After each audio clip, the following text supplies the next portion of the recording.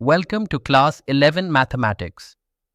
You're now entering a stage where math becomes more structured, more logical, and a lot more interesting. And it all begins right here with Chapter 1 Sets. Before we explore formulas and rules, let's take a moment to ask a simple question: why do we even need sets in the first place? Imagine you open your school bag and want to take out just your notebooks.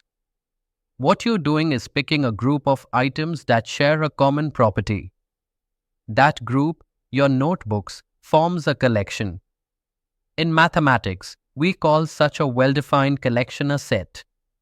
You've been using sets in real life all along, perhaps without even knowing it. A cricket team is a set of 11 players. The letters in your name form a set. A playlist of songs is also a set. What matters is that we are collecting items based on some rule or property. So why do we study sets in math? Because they help us bring clarity and structure. Math doesn't allow for vagueness. When we say a few numbers, that's not enough. But if we say the set of even numbers less than 10, now we are talking precisely 2, 4, 6, 8. That's a well-defined set. Sets let us represent mathematical objects clearly. For example, the set of natural numbers is written as an equals brace 1, 2, 3, 4, and so on, close brace. In this chapter, you'll learn not just how to list these elements but also how to describe sets using set builder form and symbols like the one that means belongs to. You'll be amazed how far this simple concept goes.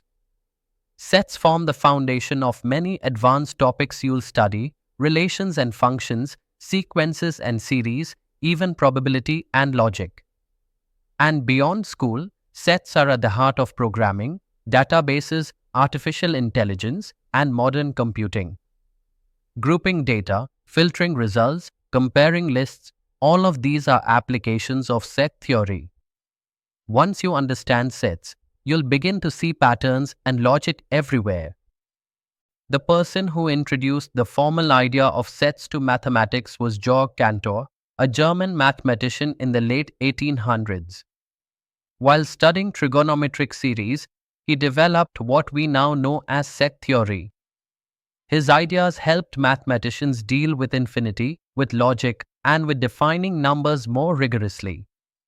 Cantor's work laid the groundwork for much of modern mathematics. When you study this chapter, you're not just learning a concept, you're touching the roots of how mathematics evolved.